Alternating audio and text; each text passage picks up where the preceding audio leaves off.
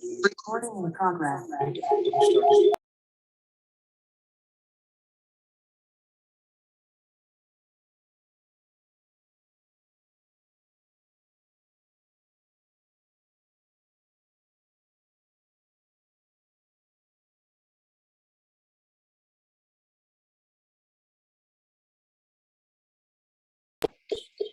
Good morning, ma'am.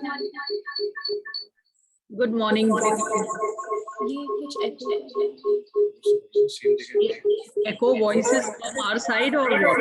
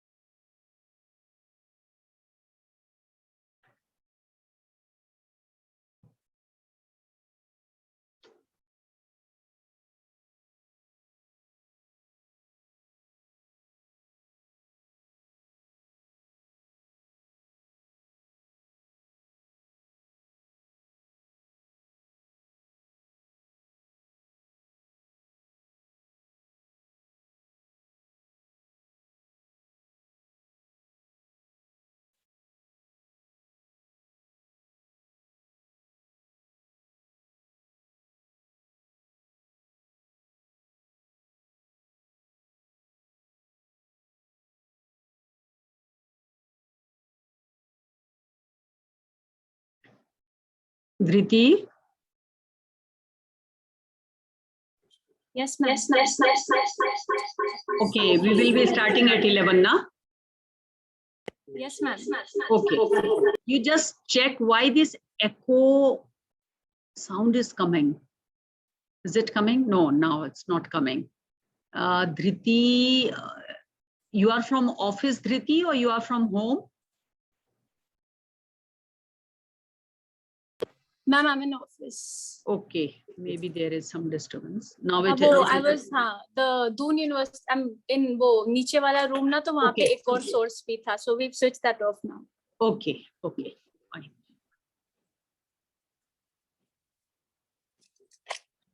उसको off रखेंगे तो चलेगा. ये अपना चलेगा.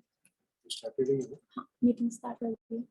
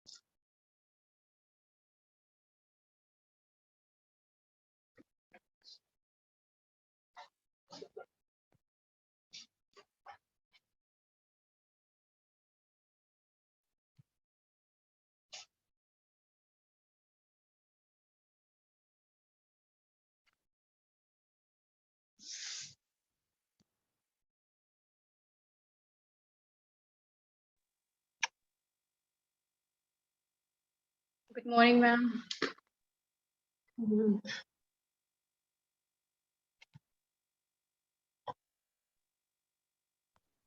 Yes, Rashi, good morning.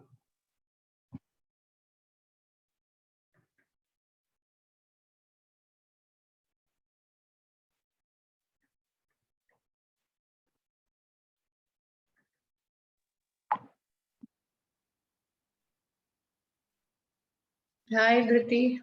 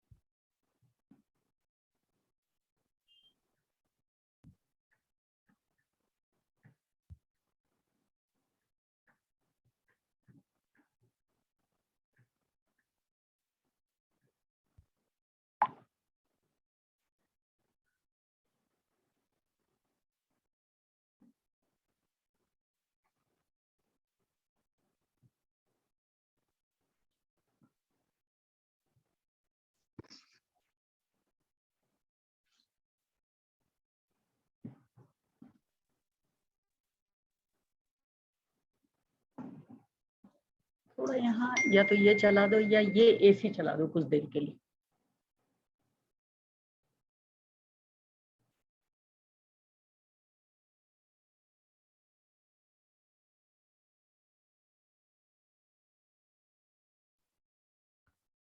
Good morning, ma'am. This is Priyanka Tolia. Hi Priyanka, how are you? Good, good. How are you? Good to meet I'm you. fine. You are doing so good. I'm really happy. And Dhriti was talking about your book, and that's great.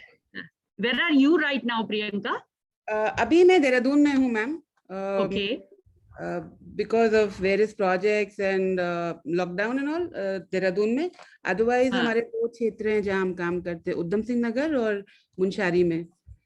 Okay. Ji. Fine. Do visit the university sometime. We will Yes, talk would about love to. it. in detail. जो बता रही थी उसने आपको किताब दी और आपको पता नहीं था, तो हमने कहा आपको एक हाँ. भेंट देनी है. हाँ. ये हाँ. प्रोजेक्ट 4 साल पहले आया था, बट हाँ. तकरीबन 2 साल पहले फिर वो publisher basically he is in charge, जिनको भी किताब हाँ. चाहिए, विच इज बिशन सिंह महेंद्रपाल सिंह. हाँ. काफी बड़ी टीम है मैम. मैं बस हूँ आज. Yes. I wish I could get everybody else also. Yes, yes, yes. I love to meet everyone because you people are doing great work. Thank you. That is much is to be done, and much you people have done, and Dr. Tolia has done a lot. So everything is our treasure, you know. So when I have heard about you, I'm really very happy. Would love to come and meet, ma'am. Yeah.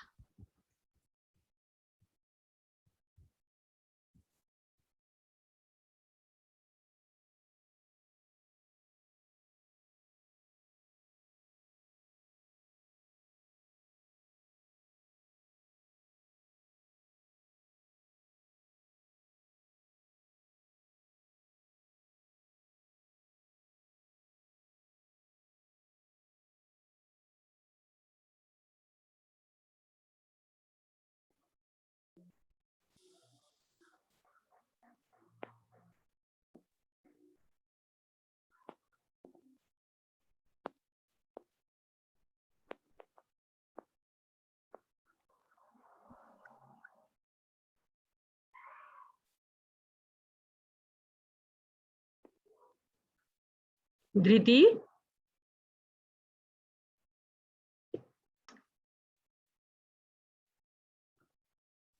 Dhriti, for whom we are waiting?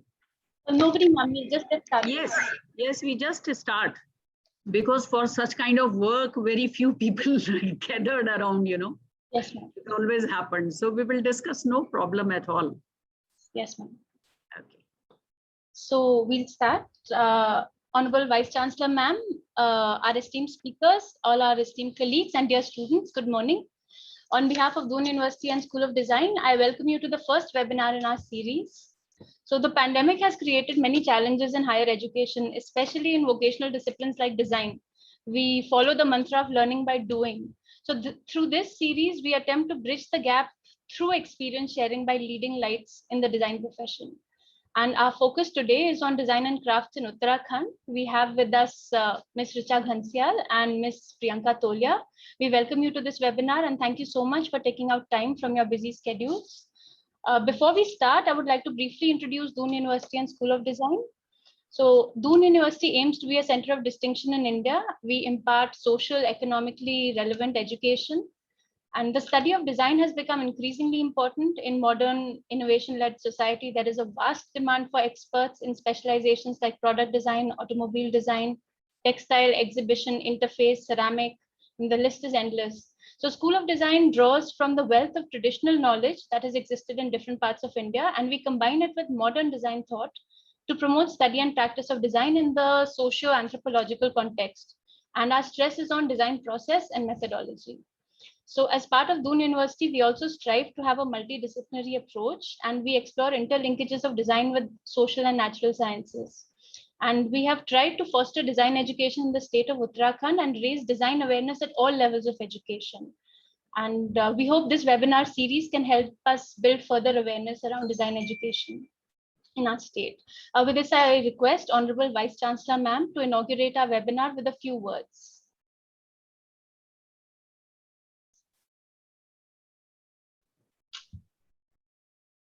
Thank you so much, Dhriti. Dhriti is HOD in charge of School of Design.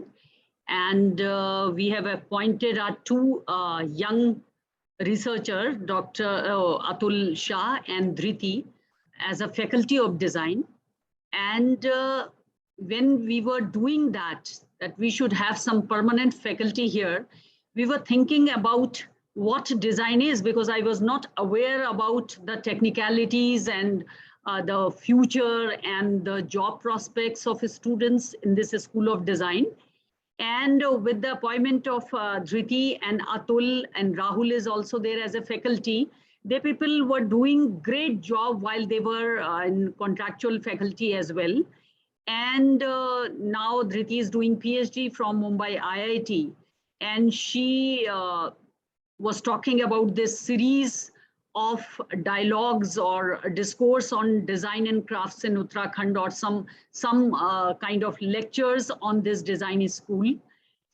Then she invited Priyanka Tolia, she's Chitkut designer, and she was talking about Richa Ghansyal as well. And when I have heard about these two young girls doing so much work in design and crafts in Uttarakhand, I was really, really very happy to see Priyanka here, because everybody who is present here knows that how much work Dr. R.S. Tolia has done to promote not only the crafts, but every kind of, you go to his stacks. We have also stacks containing all the books written by Dr. Tolia here, being a chair in the NTPC chair. He was associated with Doon University. And for that, we don't need to talk about the vision of Uttarakhand or vision of Doon University as well. He has put every possible dimension of the development of Uttarakhand in those booklet forms also, pamphlet form also, and books. Means he was, superhuman. Means one person can do that much of a work.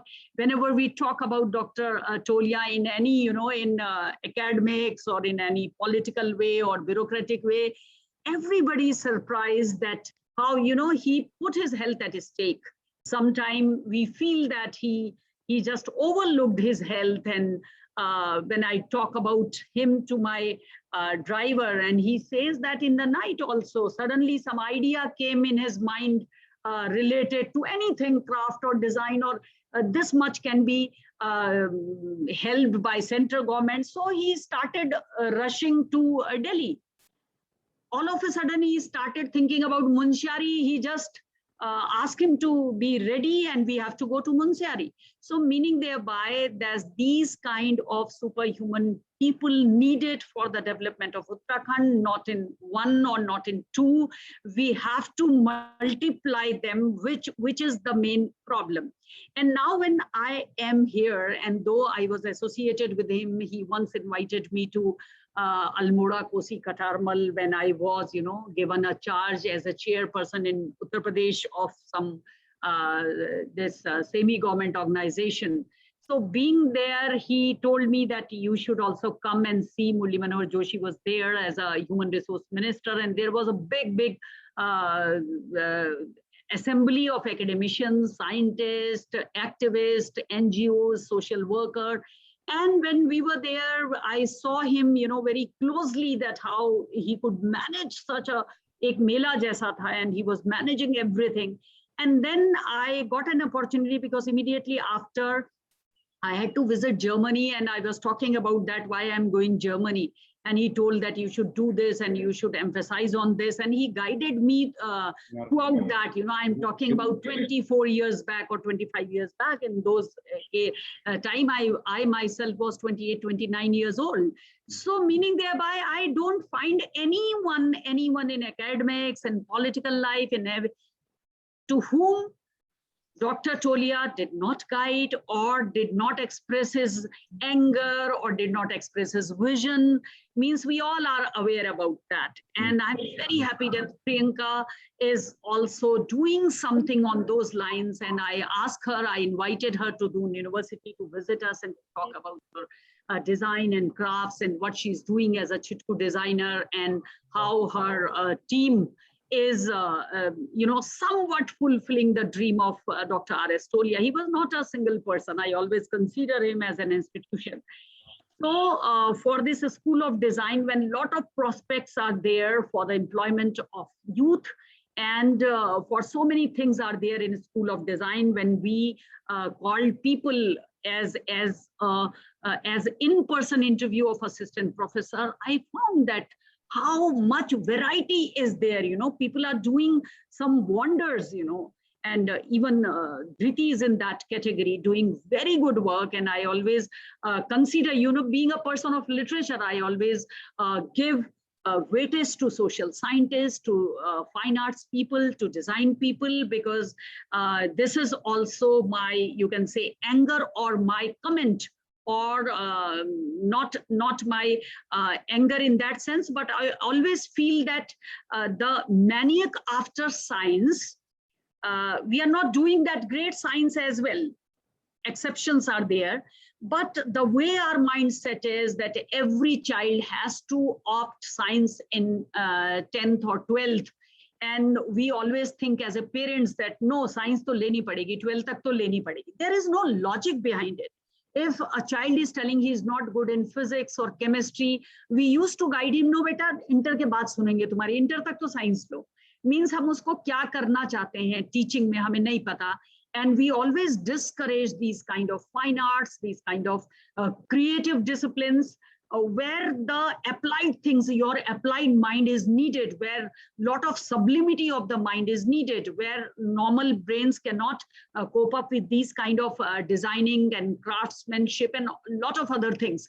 So what I want to say, that very few people, even today in 21st century, understand the design thing, understand that what is inculcated, what is needed to develop these kind of disciplines. And through this School of Design, I'm very happy that Doon University is having this school, and it's only the university, especially the public funded university, where we are running this design course. We have this Petroleum University as a private university where we have a School of Design, and I don't know about Graphic Era, they have it, but now private institutions are also an eye on these courses, and now they try to understand only from economic point of view.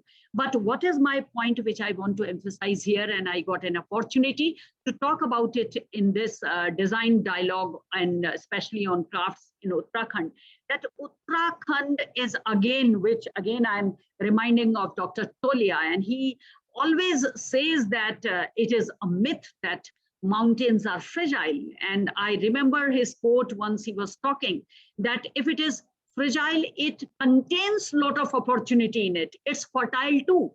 Means why fragility is that much of, propagated, that hills are not worth living. And when some 5-star hotels are being constructed, then you are thinking, oh my God, ye to main bhi kar sakta tha. Ye aisa nahi karta to kuch homestay to bana hi sakta tha. So meaning thereby the other people, they are talking about our fertility, they are talking about our opportunities. And we as an inhabitant of these hills, we as Highlanders, we don't understand it. We understand only one thing, that we have to rush to Delhi, we have to work there, we have to rush to Mumbai and Chandigarh to find out job. So I think that through these, through the team of Priyanka and Richa and many more, I will be aware during these lecture series that how many people are working in this area, because I'm not very well acquainted. And through the young people, especially girls are coming here, I hope that the future of Uttarakhand will be bright in when we are talking about self-employment. So self-employment, जो मैं as a vice chancellor आपको बताऊं, कि we find out some souvenir, we are not getting it at all. We find out some toys, ये उत्तराखंड का है, मतलब पहले तो यही sensitization नहीं है कि जब लोग यहाँ आते हैं, we serve them paneer and rajma and all that, means they may be good food, but we are not able to tell them अब थोड़ा awareness आई है कि हमको झगोरे की खीर बना देनी है अपने किसी कार्यक्रम में, उतना तक हुआ है कि we are able to serve these things. Again, Dr. Tolia was behind it कि GMVN में सारा पहाड़ी फूड होना चाहिए और उनको सर्व तो करो, they like or they don't like, वो बात की बात है, क्योंकि लोग चाहते हैं. आपको पता है ट्रैवलिंग का पहला फंडा यही है कि आप उस जगह गए, आपने क्या खाया, आप कहते हैं this is famous for this. आप you visited Munich, you say that 1st October is famous as a beer festival of Germany, and then you find that how Germans are beer lovers. So I feel that कुछ तो है, कोई दिन तो है जब हम अपने व्यंजनों का एक मेला लगा दें और उस दिन ये तय कर लें कि हम इसको खाते हैं और खिलाते हैं, और कहीं से तो टूरिज्म शुरू होगा. वैसे क्राफ्ट का है. अब वो क्राफ्ट एक केदारनाथ का मिनिएचर चला तो आप सबने उसको ओवर यूज करके वो ऐसा हो गया कि सब दे दो हमें, केदारनाथ का मंदिर मत दे देना, क्योंकि बहुत सारे मंदिर हमारे पड़े हैं. तो ये जो आप छोटे छोटे क्राफ्ट्स की बात करते हैं, one day Dr. Nautiyal also visited to me and he has shown his book Shilpi to me, and I find it very nice. He wrote it in Hindi and it's again a coffee table book and it's really nice.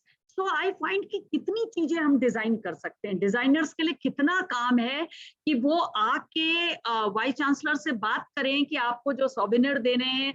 अभी हमने एक programme किया when we got this Ambedkar chair from central government. We invited governor ma'am and chief minister and our higher education minister and we were talking about कि should we give the souvenir. And I told them what is the tradition of Doon University because I have just joined it. So they told कि नहीं अब shawl तो देना है, and everybody is confused about those souvenir, and they are telling कि ये सब लगे हैं यहाँ. ये तो मैंने कहा कोई पूछता नहीं, एक अलमारी भी भर जाती है, फिर आदमी को दूसरी अलमारी लानी पड़ती है, वो फेंके भी तो कहाँ फेंके, क्योंकि souvenir होते हैं, somebody has given it as a token of love and honor and respect. So you have to respect to your souvenir. Then we are telling क्या memento क्या दिए जाए, and finally we suspended this program not to give memento at all because अगर हमने बहुत उत्तराखंडियत से भरा हुआ कोई memento हमारे पास नहीं है तो don't buy anything from these shop, they are very very expensive. और हमने वो प्रोग्राम सस्पेंड कर दिया और शॉल तक ही हमने वो सेरेमनी रखी. तो व्हाट आई एम टेलिंग कि हमारे पास, आप फॉरेन यूनिवर्सिटीज में जाते हैं, उनके पास पूरी शॉप की शॉप होती है और आप वहां से चाहे उन्होंने यूनिवर्सिटी का फ्लैग बनाए होते हैं, उसमें लिखा होता है अपनी यूनिवर्सिटी का नाम, न्यूयॉर्क स्टेट यूनिवर्सिटी है, आप उन्हीं फ्लैग को खरीद के ले आते हैं, आप टी शर्ट्स को ले आते हैं, आप कुछ ले आते हैं. तो हमारे पास उत्तराखंड हिस्टोरिकली 1200 ईयर्स से भी ज्यादा बड़ा इतिहास हमारा. और अगर आप माइथोलॉजिकली देखें तो 10,000 ईयर्स पहले से आपका केदारखंड और मानस खंड का वर्णन आपका उत्तराखंड में मिलता है. आपके कत्यूरी, आपके गोरखा शासक, और फिर आपके टेरी रियासत, और आपके परमार शासक, और क्या नहीं यहाँ का रिच, आपके चाइनीज, आपके तिब्बतीज, आपके भोटियाज एंड थारूज, एंड कितना सब ने अपना इंडिजिनस नॉलेज इसकी परंपरा को समृद्ध करने में लगाया होगा, इसके क्राफ्ट्स को समृद्ध करने में लगाया होगा. और हम अगर उसको एकेडमिक्स के सेंटर में नहीं लाएंगे, नंबर 1, और अगर हम उसको कॉमर्स के सेंटर में नहीं लाएंगे, अगर हम उसको मार्केट के सेंटर में नहीं लाएंगे, तो we will be losing the rich cultural heritage of our state. So it is very very essential that on one domain we have to understand it academically through our School of Designs and through the craftsmanship of so many people. And on other hand, at the same time, we have to think about a rich market of those people who are involved in them out of their talent, out of their passion. They are there. Otherwise, they could also, get job. So अगर हम academics में कर रहे हैं तो हमारी means I have expectation from a School of Design more than what I expect from other schools of traditional learning and teaching in Doon University. And I always feel that, I always ask Dhriti, could you design it? Anything, I tell कि कुछ भी हो, वो जब आपके पास School of Design है, तो आपका एस्थेटिक दिखना चाहिए. तो कोई भी लोग जो प्रिंटिंग में कुछ भी डिजाइन करके लाते हैं, I always tell them just ask school of design to Atul और टू धृति कि ये ऐसा ही बनना है, इसको ऐसे ही प्रोजेक्ट करना है या क्या करना है. सो मीनिंग देयर बाय कि हमको इसको, I am very hopeful with this lecture that through academics एक और ये एकेडेमिया हमको डेवलप करना है, क्योंकि I find very very few people from Uttarakhand who are eligible for the post of assistant professorship. We have a post of associate professorship. We don't find people at that level. And so, the other people of the academia, they are telling just, their post should be converted into other things or should be shifted to other schools and all. So I told them, don't underestimate this school of design. Our duty is to strengthen them, not to, just snatch their posts what already lying with them. So meaning thereby that we have to see it from a very different lens. And for academia, as a Vice Chancellor, I will do everything to encourage or to strengthen this school of design. And on the other hand, I want to meet people like Priyanka, like Richa, what exactly they are doing. I have to understand their work, because जो आपका toy industry के लिए मोदी जी का एक बहुत बड़ा चल रहा है पराक्रम, और वो कह रहे हैं कि इसको हम क्यों चाइना के टॉयज खरीदते हैं, तो हम क्यों खरीदते हैं विकल्प नहीं है, और उनका कहना बिल्कुल सही है कि हम ये खरीदें, हम अगर ये नहीं खरीदते तो हम ये खरीदें। और तो क्या हम अपने इस डिजाइन के माध्यम से ऐसी कुछ चीजें बना सकते हैं जो घर घर दिखाई दें और उसके बाद पूरे देश में दिखाई दें कि आई विजिटेड उत्तराखंड। जैसे मैं आपको एक छोटी सी बात कह के खत्म करती हूँ कि I visited United states of America thrice, and once when I was there as a visiting faculty, in that professor's home, I find some Mathili ki paintings. And I told him, did you visit India? So he told yes. And I told him, did you visit this Jharkhand or Bihar or somewhere? And he told, yes, I visited there. One of our professors was there from South Asian literature, being his specialization. And he told, yes, I visited. And he told me, how do you know? I told, I saw these paintings on your wall.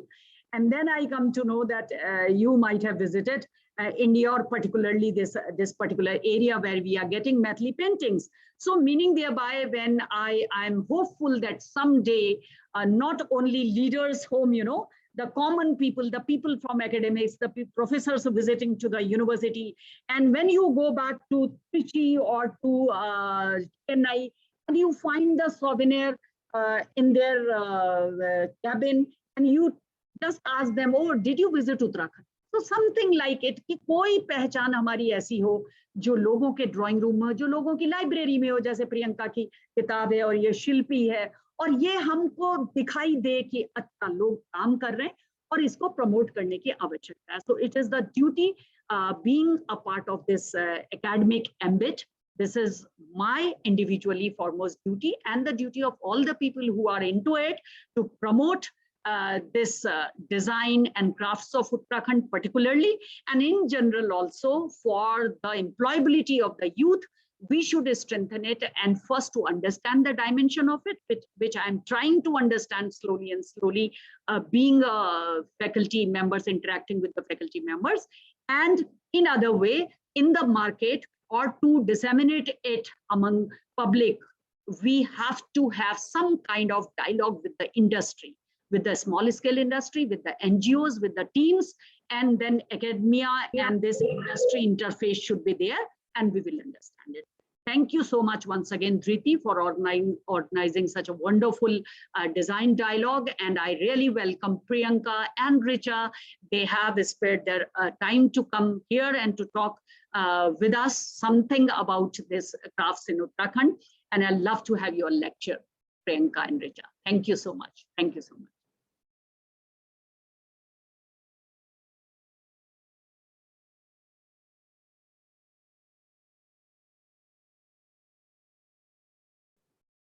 Dhriti, where are you? Dhriti disappeared or Dhriti slept?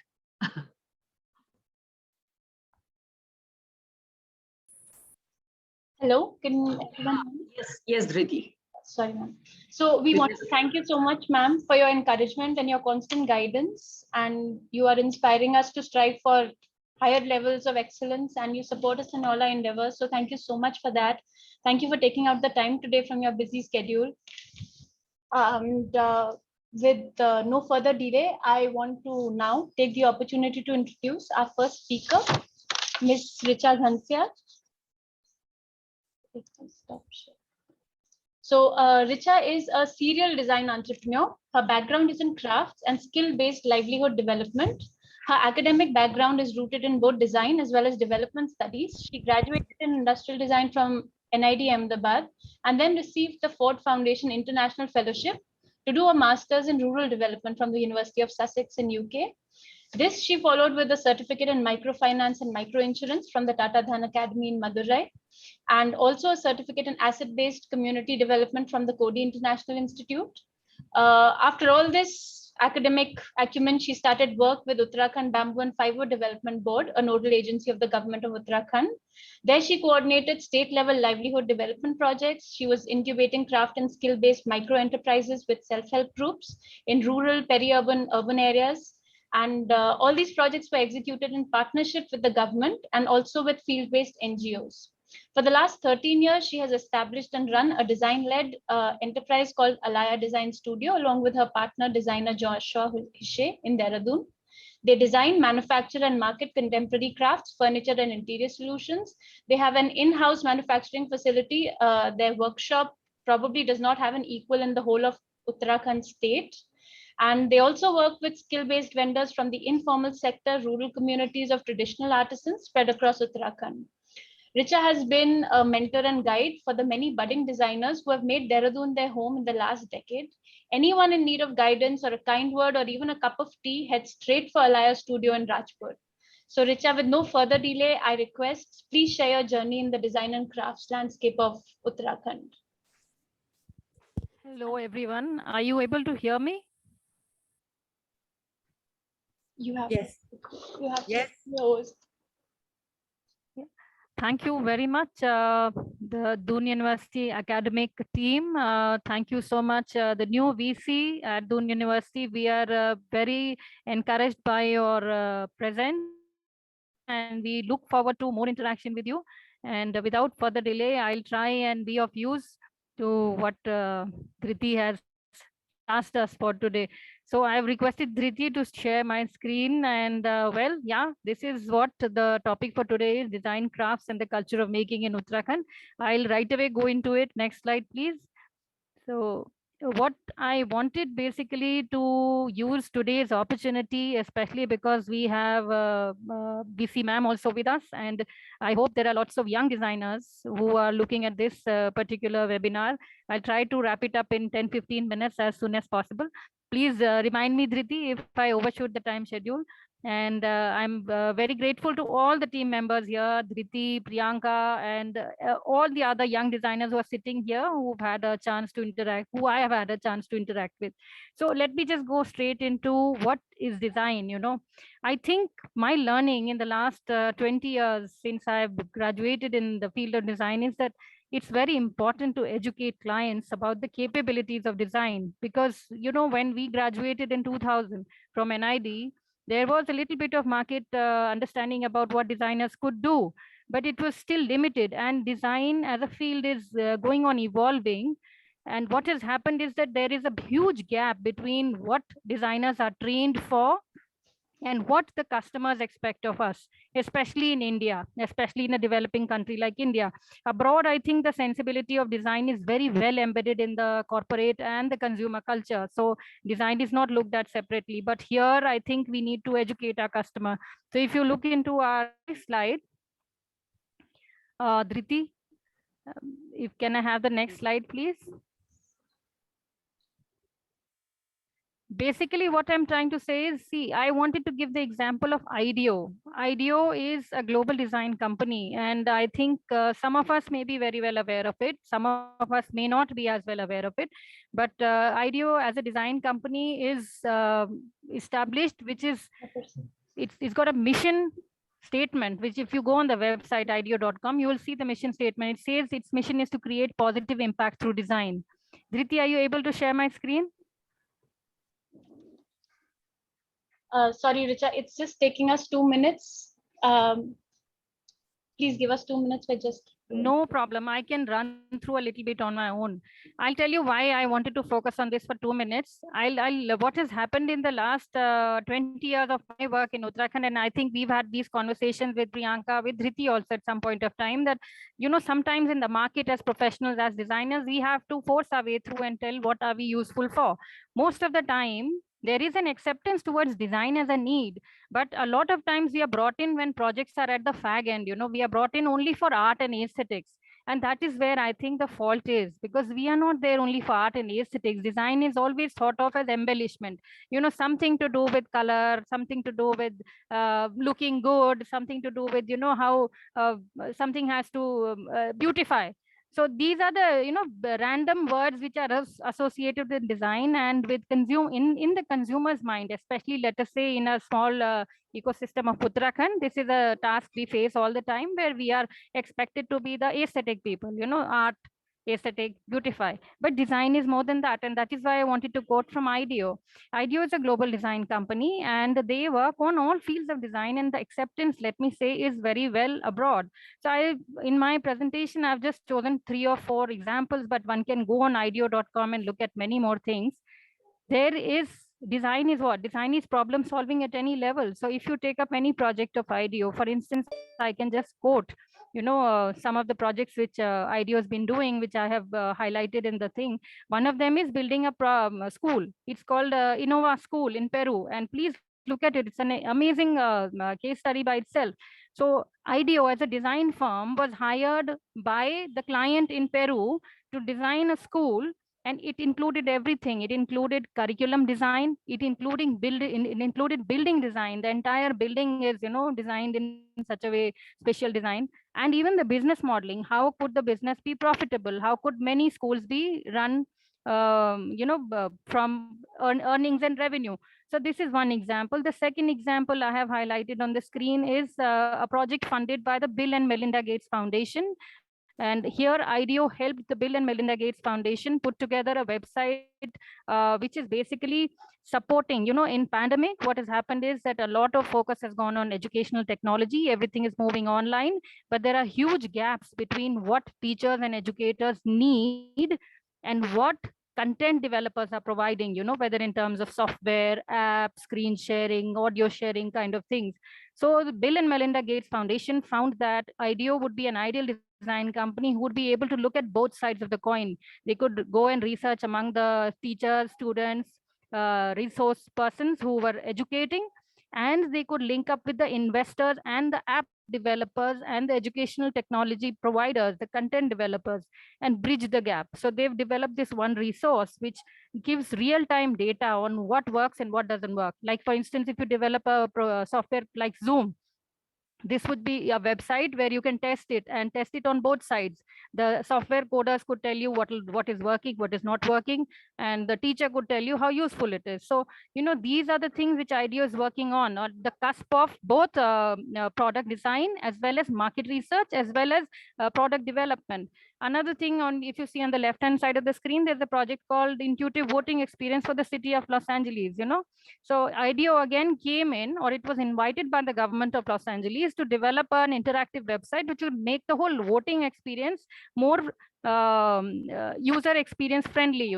So these are areas of design where a company like IDEO, which is based abroad, is able to do. But here in India, or even if you say Uttarakhand, again, I'll come back to that. We have very little awareness. We don't know whether this is also something which we can do. Another example, if you see on the bottom right hand side of the screen, is American Family Insurance. It's an insurance company. They invited IDEO to do a research on how they could help their customers, their insurance policy holders, improve their paying back mechanisms. Imagine that. Imagine a design firm being hired by an insurance firm to do a data research on how an insurance policy holder would be better able to pay back their insurance premiums on time. And IDEO came up with the concept that most of these people who were policy holders were struggling to have some extra money, to pay maybe a policy payment or to, sudden emergency, medical emergency or something. And so American Family Insurance was advised by IDEO to actually promote a website which is offering employment, short-term employment opportunities to their policyholders. So it was a win-win situation.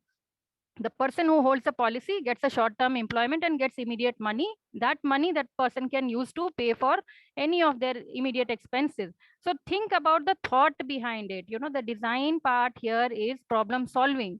It is not just beautification. It is not just aesthetics. It is not just, trying to make something look good. It is trying to do a system design, what we are taught of as designers. to design a system which is enabling, So if I go to the next slide, this is what I thought we'll start with. So if I come back to my own journey as a design professional, of course, I graduated, like I said, in 2000. After that, I did some stints in Bombay and Ahmedabad, which are part of some corporate, let's say, embedded in the corporate culture, doing design as a product designer. And then I had the opportunity to go to Northeast India, where I was again working with crafts. And I think that's where I was bitten by the love of crafts and livelihoods and working with indigenous communities.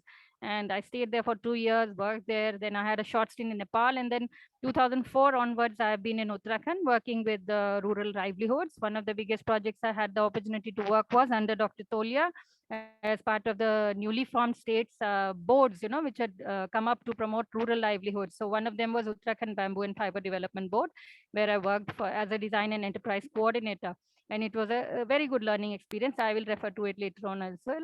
And in between, then I went to UK for as a student to do my master's in rural development. And that was 2006-07. And I came back fully equipped, wanting to do basically microfinance, But for various reasons, life turned me in the direction of being a design entrepreneur. And for the last 14 years, I have been a design entrepreneur. So I'll just share a little bit about what kind of work I have been doing. And so Dhriti, I'll request you to just run through these slides because most of them I think are photos of what kind of work we do. We work, Alaya Design Studio basically has clients across the spectrum. We work with retail, as in cafes, hotels, centers. This is our studio. It's an old building in Rajpur. You're most welcome to visit. Part of the studio is a shop. It's under renovation right now. So give me a month or two to renovate again and, launch by Diwali. This is when it was pre-pandemic, in all its glory. Part of the showroom studio is also turned into a cafe. We turned it into a boutique cafe in 2016. We ran it for 4 years, and now I've given it on lease to some other company to manage it. This is our production workshop, foothills of Rajpur, and you can see some photos of experiential workshops. I have 2 children of my own, so I'm very keen on, how to use design in very early in life. So as you can imagine, we are very interested, and we keep doing these, small workshops on hand skilling, using materials, processes. Were also in talks. This is pre-pandemic. One of the things which we want to launch once we are able to come above is to get design within reach to everybody, whether it is elderly, mid-career professionals, everyone. And I have a very strong manufacturing workshop, which we do turnkey as well as the retail production of all sorts of furniture. We have capabilities in wood, metal, any kind of furniture. So we've just completed a huge resort just in a month's work, an entire resort we finished in Ladakh, and we've sent it also. So this is what real design is, working and earning and, following, chasing GST, chasing taxation. I believe we've had many conversations with many designers on how challenging it is as a design creative person to also handle the business aspect of production and enterprise. So various materials, as you can see through. If I'll just stop here. This is why if I relate to what I started with IDEO and where I am right now, I think I would also request, and I would emphasize this with all young designers as well as educators, as well as administrators. I think we designers need to really be our own self-promoters. We are very mild-mannered, and somehow we don't have this skill of trying to tell the client about where all can we be useful. First of that, we must learn to engage with other professions. Sometimes our fault is also that we only talk to our own kind of people who understand our language, but we must look at other people like forestry and agriculture. If I look at my stint in UBFDB, Uttarakhand Bamboo and Fiber Development Board, I was the only designer on board initially, and there was everybody else from forestry, agricultural, rural development, everyone else except design. And I happened to learn a lot from them because they are our allied fields. They work with raw material, resources, communities, whether it's self-help group and all. So it's very useful having them as allies and telling them that we are their allies and learning from them. Same it goes in the sector of science and technology. Whether you're doing a product design, you're not only looking at the design aesthetics, you also need to know manufacturing processes, what are the new materials, what are the new technologies. And I would also say research, education, because if you are in the field of design education, then you need to have very strong research skills, which could be statistical, which could be qualitative analysis of data.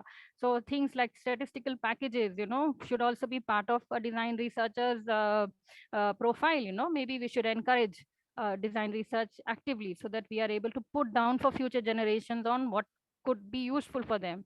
Administration, I'd say we haven't yet seen any designer reach an administrative level where they are intervening in policy directly. But I think as designers, we are uniquely capable of looking at the system design of things. Like I said, if somebody can hire a design firm in Los Angeles and ask them to do redevelopment of the voting experience for the city of Los Angeles, that is about policy. How do you make citizen friendly policies? Why can't we have similar administrative design engagement in urban planning in Dehradun? It is such a mess right now. Traffic is a mess, construction is a mess. Why can't we have design architect, come in at the administrative level and sit down and help in making a better, smarter, more, friendly city for everybody? So there, I think we need to also actively have these, we are in the 20 years of my work in Uttarakhand. I think I've been very happy to have experienced the growth and the incubation of the design universities in Dehradun, because now you can certainly feel that a huge crop of young designers will come up. Plus, administration wise, I think the administration of the government of Uttarakhand will sit up and take notice that yes, there is a whole capability of designers who can be asked to come in, not just to design logos, but to actually come in and intervene on how systems can be better, whether it is water supply in Dehradun, whether it is road transport, whether it is urban planning, anything, many things we can be contributing towards.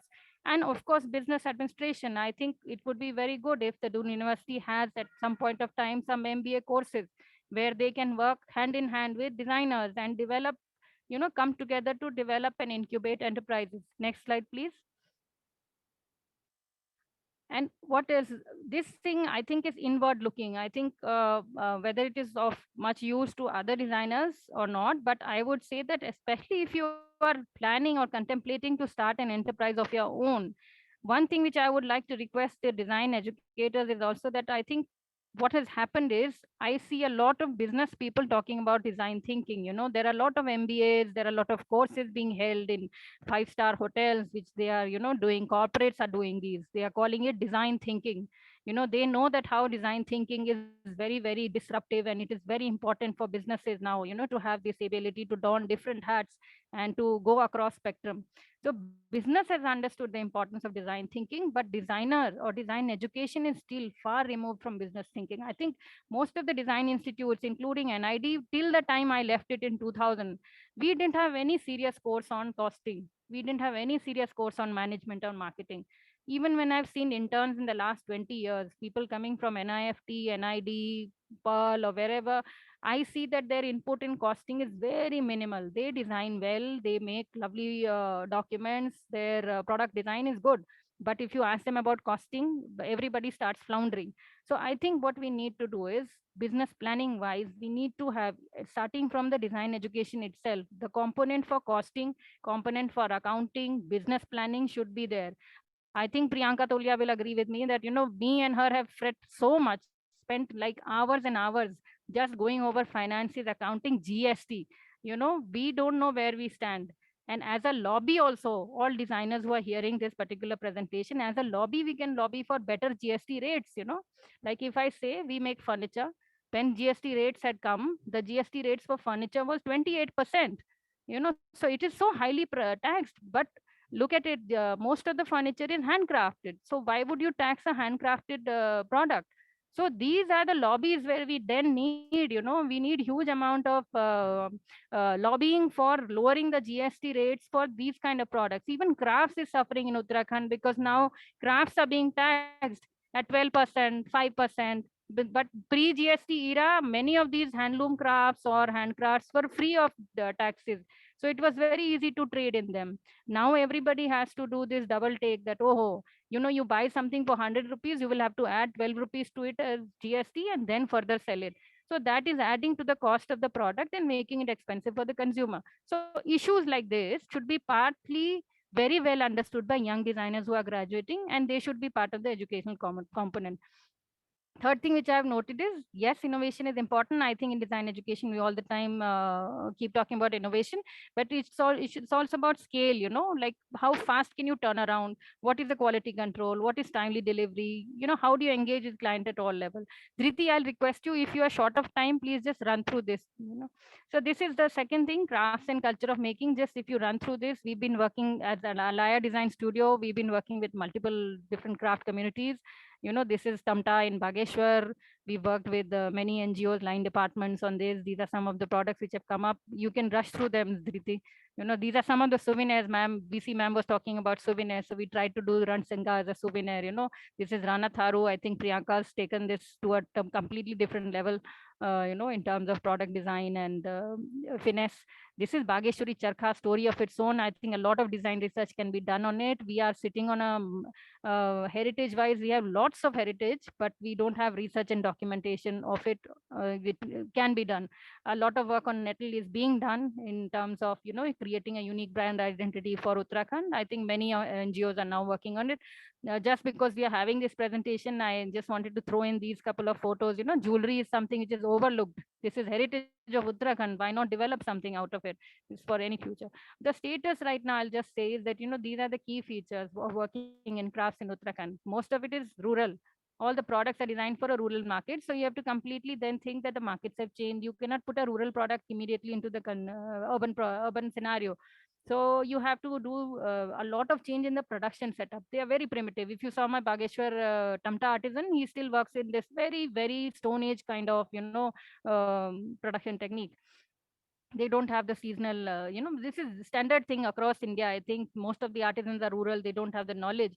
Last 4 points I'd like to emphasize. Uttarakhand is very vulnerable to seasonal vulnerability. There's rains, 4 months of rains. How does an artisan deal with it? Raw material is depleting, because of climate change. Many things are dying out, fiber, bamboo, wood. So many crafts are going to become obsolete in a couple of years. Then there is migration, because lack of economic opportunities. One of the poorest communities is the artisan communities, and it's the first thing they have to do is then they migrate, because there is no other economic opportunity.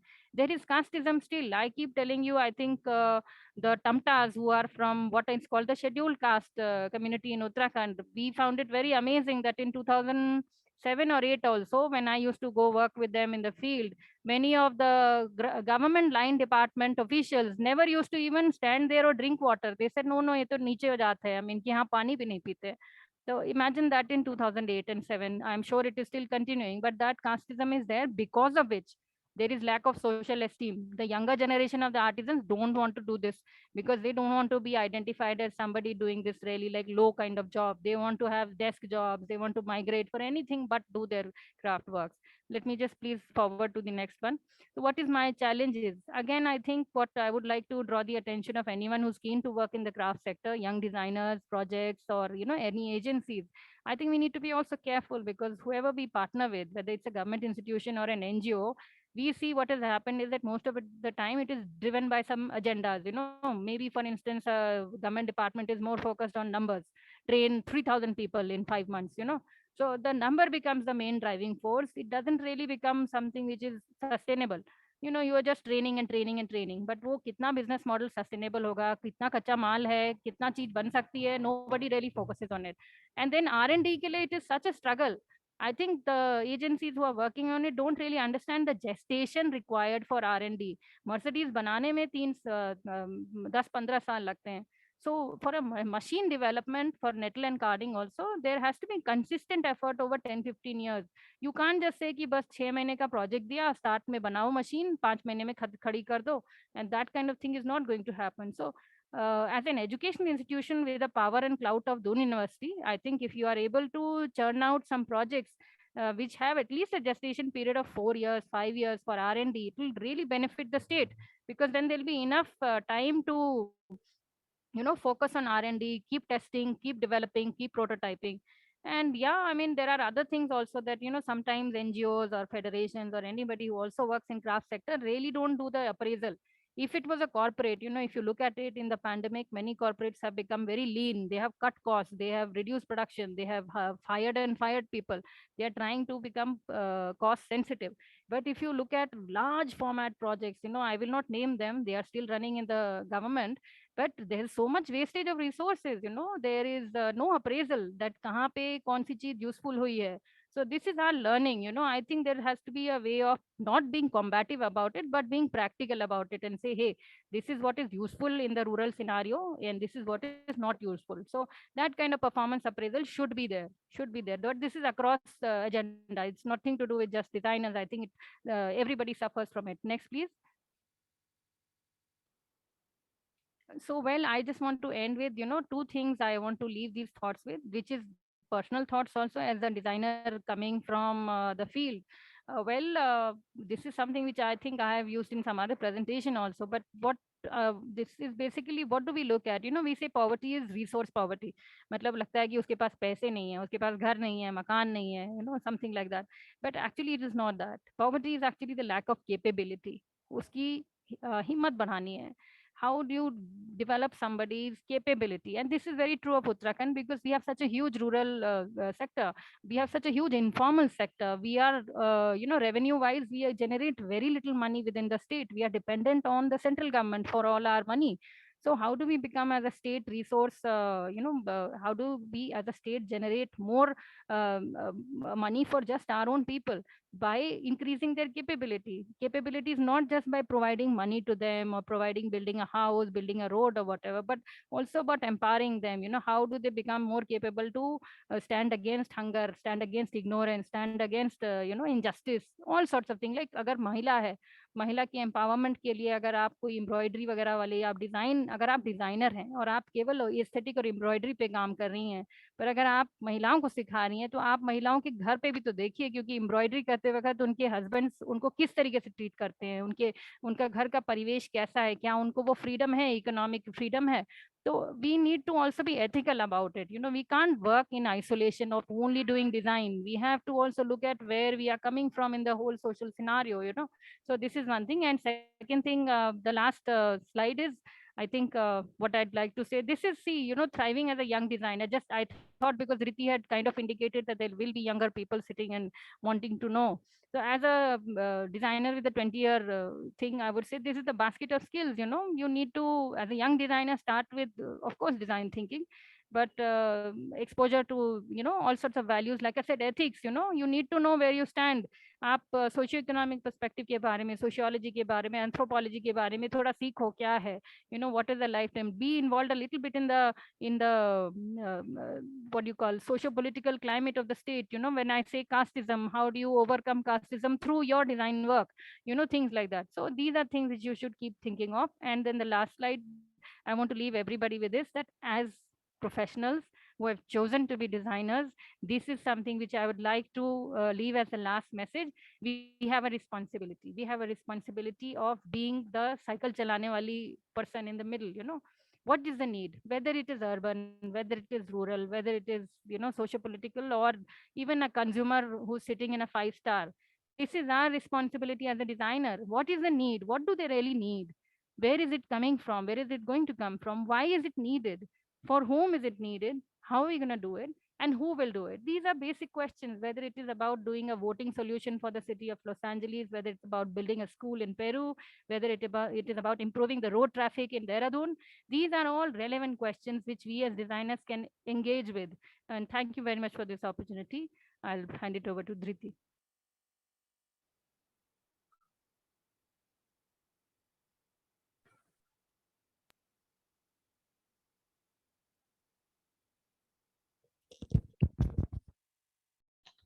Thank you so much, Richa.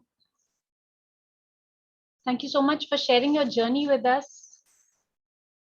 I'm sure the audience has many questions, which we'll take up subsequently in the QA session after our next speaker. Our next speaker needs no introduction in our state. She has literally written the final word on the crafts of Uttarakhand. I introduce Ms. Priyanka Tolia. She's the founder of Chitku Design Studio, a design-led social enterprise that has been operating in Uttarakhand for the last decade, specializing in livelihood generation and explorations of natural resources in this state. Priyanka's extensive project on mapping and documenting the crafts of Uttarakhand for UHHDC and DC Handicrafts with Doon University resulted in the exhaustive and comprehensive Crafts of Uttarakhand book that has been lauded both nationally and internationally for its thoroughness and insights. She has been working closely with the artisanal communities of Tharu and Shauka tribes of Udham Singh Nagar and Pithoragarh districts in Uttarakhand, helping artisans create their self-help groups and cooperatives. She has been instrumental in setting up platforms to empower women in crafts. She has done remarkable work with renewable materials like the natural grasses of the Tarai, forest waste like pine needles, agro waste like corn and wheat stalks. She has also conducted research and development on fibers like bimal, sisal, nettle with UBFBB and WDO. Under her leadership, Chitku was invited to participate in the Triennale Design Museum in Milan for the exhibition on New Indian Designscapes in 2013. She has also worked closely with the Sisal Fiber Study and Product Development and designed for their weaving clusters in Roorkee that engages in wool weaving for Dobby and Jacquard production. She has worked with Ringal, bamboo, bhimal, bhabbar, any natural resource in Uttarakhand you name, and she has probably worked with it. Chitku Design Studio was also recently selected in the IIM Kashipur Startup Program for the year 2020 for their business concept on nettle fiber-based textiles. For the last 3 years, she has also worked closely with the Rang Kalyan Sansthan in designing and developing the Rang Museum. She is a pillar of the design and craft community in Uttarakhand. And welcome, Priyanka. Please share your journey with us. Thanks, Riti. And I think Richa has pretty much covered all the topics that most of us face in our daily lives. I'll just add to it maybe. Riti, I think I can't share the screen. Oh, you've activated it? Hang on, I'll just. Okay. Is it visible?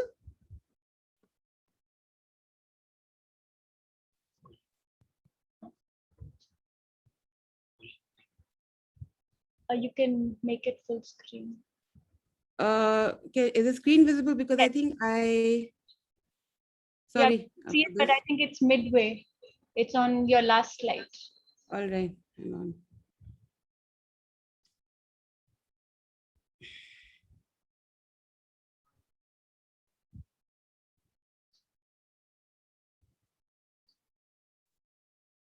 All right. You want to make it larger? Is it better? This is good. Yeah. Okay, you'll have to guide me through because now I can only see the screen and. Yeah, that's okay. All right. Sorry. Okay. Yeah. Good afternoon, everyone. And I think Richa has pretty much summed up, the whole canvas of how designers in Uttarakhand are operating and the level at which all of us can, have been trained as designers and are trained designers to take up any project, not exactly a problem, but an issue. And most of us are perceived as, as Richa said, we are brought in at the nth hour or the 11th hour to do aesthetics or to, make things look pretty. Thankfully, Richa has covered all of this. So I'm going to, take the audience on the other side, which is how our workshops work and how we are trained to take up any concept or a project or a problem and work through it. Because that is something that perhaps is not seen and only the end product is seen. But having said that, I'd like to thank Professor Dangwal to be here. I think a VC's presence here adds a lot of weight. And yes, School of Design has been a big part of, I think, Richa and mine and a lot of other designers I can see here. Some of the senior designers are here who've been faculty members at Doon University. So I'd like to congratulate everyone out here. I think if the youngsters are here, congratulations, welcome to the journey of design. And to those who graduated, congratulations. I hope you have a bright future ahead. And to those who are going to continue, I think we look forward to your journey. And I'm very excited with Jyoti coming back. And yes, we need a lot of support from the VC because I think Doon University per se, for any design university which is operating, along with other disciplines, it's a little difficult to manage, studio hours and our timelines and our internships. So I really am very encouraged that if the VC's support is there for the design school, it's quite enthusing. So I'll just quickly run through it. I'm very glad that I'm after Richa, because she's pretty much been the reason why most of us are here. She's been like this magnet who's brought all of us here. She's created a platform, and the reason why I'm saying all of this is because most of us need this ecosystem to thrive, and be supportive of each other. And thankfully in Dehradun, at least my journey started off with Richa. My first project was because she kind of recommended me on a project, and that introduced me, to a certain to Bamboo Board, and through them, because Bamboo Board is one nodal agency, I think perhaps, which is doing remarkable stuff or has in reach, to the various clusters, rural clusters of Uttarakhand, unlike any other department that I have seen so far, where the field coordinators and to the managers are doing remarkable stuff. It's just that somehow I think the last leg of, the marketing, etc., and taking orders is something that's a big gap. I think Richa and many other of her colleagues she spoke about, whom she learned a lot, who are not from the design background, were the people who laid the foundation on which many of us are standing. So I think I'm also taking this opportunity to kind of run through. It's been 10 to 12 years. And I think while those 10 years were happening as a designer, one didn't know where we were going, because everything was being thrown at us, as Richa said, from materials to technological problems to going to the grassroots and working with the artisans and figuring out all that social cultural milieu, and then creating those products with the design processes and coming up with a product, a very finesse product that can reach the market.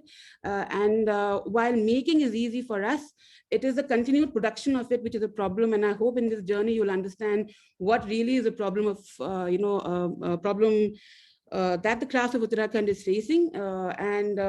While there's a many aspects of it, I'll just focus only on the perhaps the making of it and the materials, because as a material library, as a material loving studio, we have those challenges. And I think this will lead to the book that we've made, Crafts of Uttarakhand, which is, I'm just a spokesperson. Almost everybody here has been part of it. This is Chitku is in the center. We both do design services and craft, and we try to choose projects in between. Hang on, I'll just go. For the new, designers who are looking at Uttarakhand or want to be entrepreneurs in Uttarakhand, particularly in the segment of sustainable design or materials and, that whole domain of design, Uttarakhand, I think by far is one of the only states that I have seen now through interaction with other state and designers also, jahan pe aapka, you have a distinct climatic zone. So right from the bottom, from the Tarai and the Bhabar area to the middle Himalayas, to the high Himalayas, and then you have the Alpine, you have the distinct climatic zones. You have 13 districts, and each district has these distinct climatic zones. Or ye climatic zones mein, you have small pockets of ecosystem where particular natural materials are growing. What is interesting is that in Uttarakhand, across like any other place in crafts in India, these natural resources are associated with a particular tribe or a community. And for example, Tamta hai, to the Tamta artisans are related to the Tamta copper craft. एक ज़माने में वहाँ पे copper mining होती थी. लकड़ी के जो हैं, अगर आप अलग-अलग जाएंगे, जौनसार में जाएंगे, you'll find a completely different class, class or caste of community which is working in woodwork and so on and so forth. Ringal, bamboo, I will not name them because there's a pretty popular crafts which are showcased in Uttarakhand. So I think this is pretty unique of Uttarakhand कि आप कोई भी cluster में जाएंगे, वहाँ का ecosystem में कुछ natural material उग रहा है. And I think your resource or your human contact for material research for that area are the artisans or the communities that have been engaging with them for many years. So on the right is your map, just for your clarity. I think there's no other state right now जहाँ पे आपको Bhabar to Alpine Himalaya एक साथ मिलेगा. So that is the abundance of natural material that you're sitting on. That's the gold mine. Now, how do you harness it? Most of the designers, I think, once you're given the material, it's easy to make. it's easy to experiment. It's easy to work with the artisan and come up with something really interesting. But the problem is that, you need that data bank to which you can access. Acha material ki property kya hai, but to harness that material property, hamare pas data bank nahi hai. And that is why I think eventually I'll lead you to why we made the crafts of Uttarakhand. And the reason behind it is that for any designer who is working or doing product design, you need those material resources. So I think in my studio, we've been working with various materials. So I'll take the journey through various materials. So this was my first project that Richa had introduced me to, Bhimal. Through this material, it took me to a whole journey of techniques, processes, people, so on and so forth, which continues to haunt me till now because we haven't really fixed the problem. So I'll quickly go through it. Ye jo hota hai, ye pura canvas, I'll take you through a photo journey because that's easier to kind of convey what the problems are. So ye aapka jo scene hai, this is what you do as a material research. And you take up a project, you take up a material, you go on a research, you go to communities, you see what's happening. And ऊपर वाला line में ये आपका हरिद्वार के बगल में एक गांव है, वहां पे भीमल का प्रैक्टिस होता था. और नीचे वाला जो है ये आपका UP border, Uttarakhand UP border में जो है भीमल जाता है, टनों में जाता था. 6 years down the line, we don't know what the status is, but this particular canvas is what got us thinking कि ऊपर में लाइन में ये गांव है, गढ़वाल की तरफ जब आप जाते हैं वहां पे टनों में ट्रक में भीमल जाता है, and it goes somewhere in UP Uttarakhand border. और नीचे वाली जो कम्युनिटी है उनको घास मिलती है और वो रोप बनाते हैं. और उस जमाने में I think the ropes were very available. आपको नीचे दिखाई देगा rack, with all the ropes, of course on the black part of the plastic ropes that have dominated our entire scene. And अब ये जो है भीमल रोप मिलता नहीं है. But I mean, I'm saying this is the potential of just a raw fiber. This is it. So your understanding of the raw material is very, very important, and that kind of takes you through various possibilities as a design. So once this project was given, I'm just giving you a peek of how we go about it in a design studio. और इसको आप हर एक जगह पे आप लागू कर लीजिए. ये जो है हमने जब शुरू किया इसको, to kind of dissect as to what is happening to the fiber and where it's going, we realized what was happening. Right inside me, if you see this whole machinery, ये जो है यहाँ पे बुक्सा कम्युनिटी है, उनको कोई project आया था, वहाँ पे ये रोप मेकिंग मशीन्स थी. I think this is bamboo board में, if I'm not wrong, maybe Richa or Usha, one of those people made this project. And यहाँ पे इनको machines लाई गई थी काफी स्तर पे, और हम लोग ने उसमें टेस्ट किया था. And so this is one of the research phase where you are taking a material and seeing कि उस material से होता क्या क्या है. तो आपने रोप बनाने की कोशिश की. लेफ्ट हैंड साइड पे this is again bamboo board, the kind of machineries they got. This is a coir making machine. ये जो आया है इसमें ये लोग इसको काट करते हैं. नीचे अगेन ये जूट टेक्नोलॉजी, कॉयर टेक्नोलॉजी का रोप है. राइट हैंड साइड में again rope making. So I think 10 years back when UBFDB was populated by people like Richa, Usha, Sanjay Bhati and the other people, this was the kind of R&D that was happening at the back. So what you see in the front is the finished product, but the back end is all of this, number of people involved, engineers, mechanical engineers, textile, you name it. And you have gone across the country to get those machines and try. But the thing is that these kind of machines and experiments required regular R&D. वो एक बार हो कि आप उसको खत्म नहीं कर सकते हैं. You have to continue the entire research.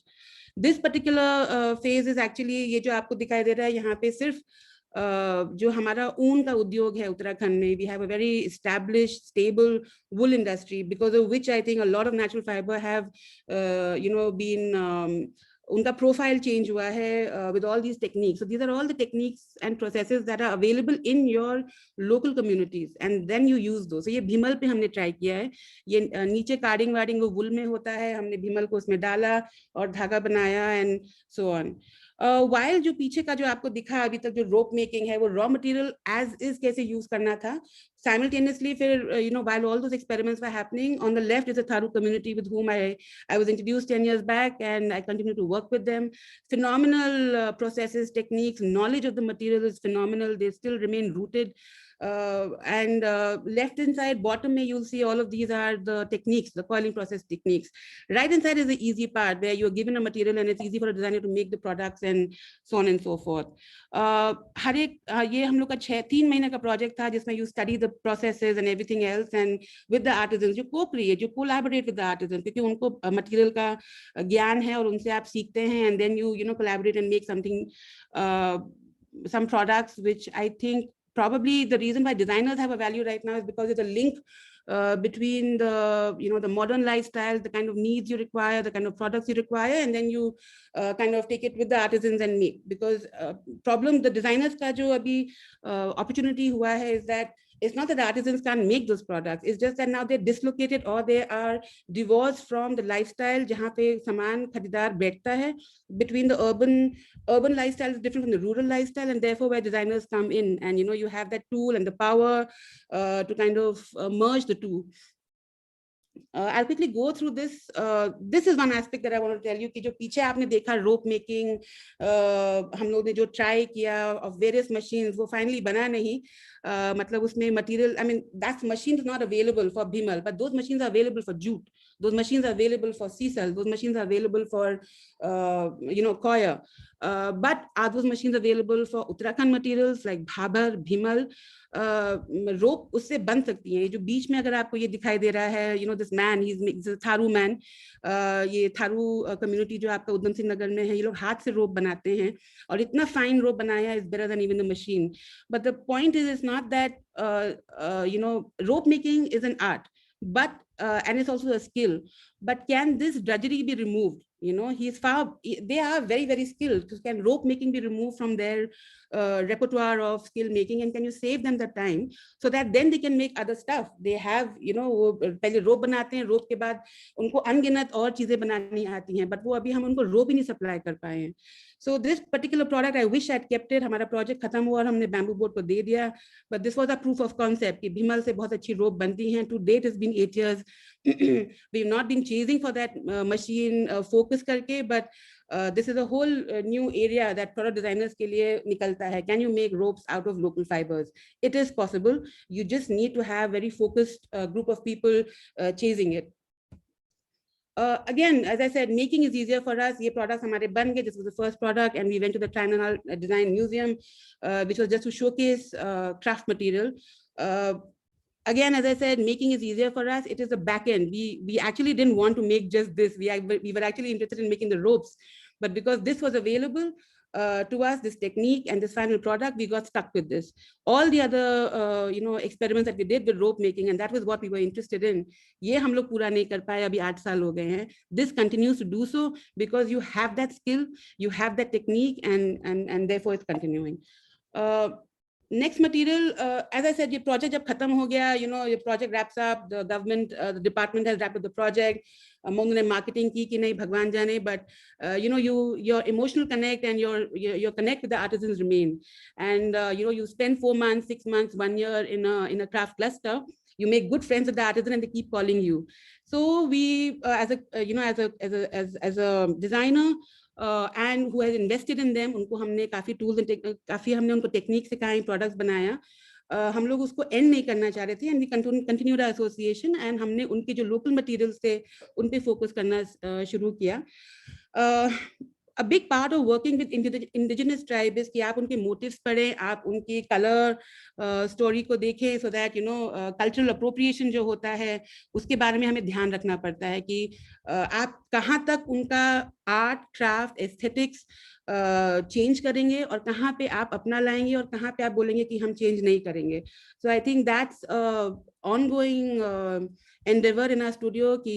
So for example, we changed our color because those colors are not acceptable in the market that we were catering, but nothing else we changed. We didn't change their their motives, and we are still studying them, we're still documenting them.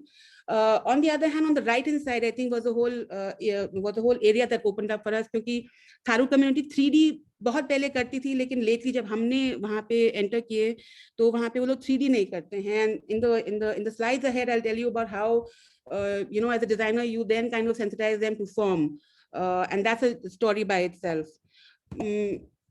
All these products, I think in the beginning were Alaya and Richa have been a big part of almost all the designers who start. हम लोग सबसे पहले अपनी दुकान उन्हीं के studio से शुरू करते हैं, और I think that's a big launching pad for all of us. This is it's the same technique. I'm going to focus only on this technique, and then what as a designer you all do, what all you can do, and the possibilities are immense, but we've just stuck to this part. And for example, यहाँ पे है ये जो आपको center में दिखाई दे रहा है, इनका fan बनता है. ये फैन से वो लोग ये टेक्निक ले आए हैं, वो फैन अब बहुत कम बनाते हैं, बल्कि बनाना बंद कर दिया है. But then you see, okay, how can I sustain this, or how can I continue this particular aspect of the craft making, and you kind of put it in your product catalog. I'll just go through these. These are the possibilities. And ये pine है. This is the second material, not the third material. हम लोग pine से काम करते हैं. Dry pine है. Most of these materials are natural materials in the sense कि ये one time harvest होती है. जितनी भी घास है वो साल में आपको एक बार स्टॉक काट के स्टॉक करना पड़ता है. Pine also similarly we just like collect it. This is a canvas where I'll show you again. When you get a material, आप पूरा उसको you experiment with the material. What is the malleability of it? How much can you turn the material? What is the character of the material? So the left hand side is the coiling technique. You work with the artisans, of course. On the right hand side is the weaving part that I did it along with my friend Usha Prajapati for an organization called Doon.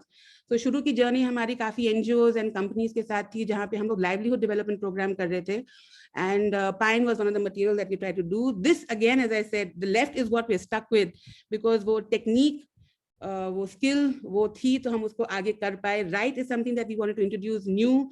We had a first exhibition which was very well received, but हम इसको अभी continue नहीं कर पाए हैं for varied reasons that we can sit and talk. But again, it's again the technologies and the techniques and tools that kind of hinders our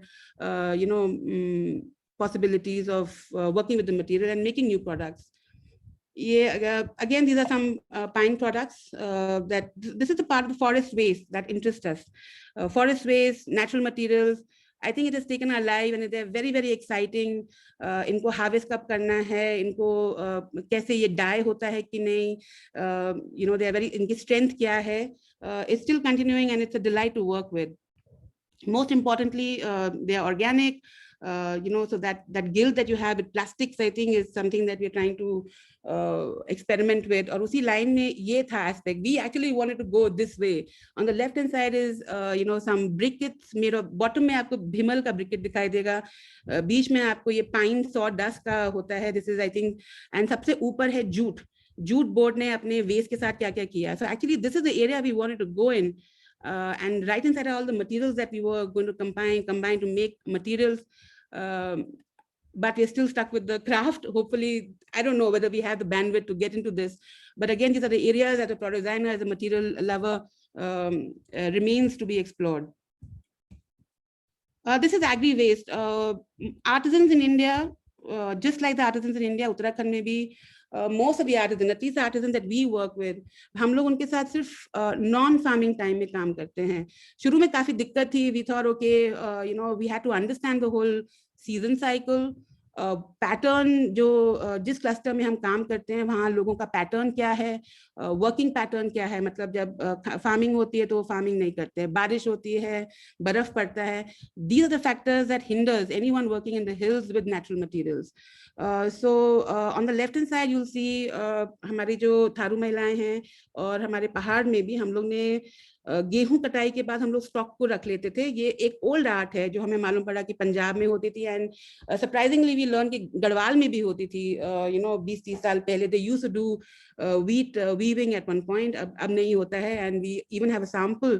And that for us was, वो parallelly हमारा एक खोज था. But right hand side में our artisans are quite like us now. They also get very excited. They try out new materials, and this is something we launched.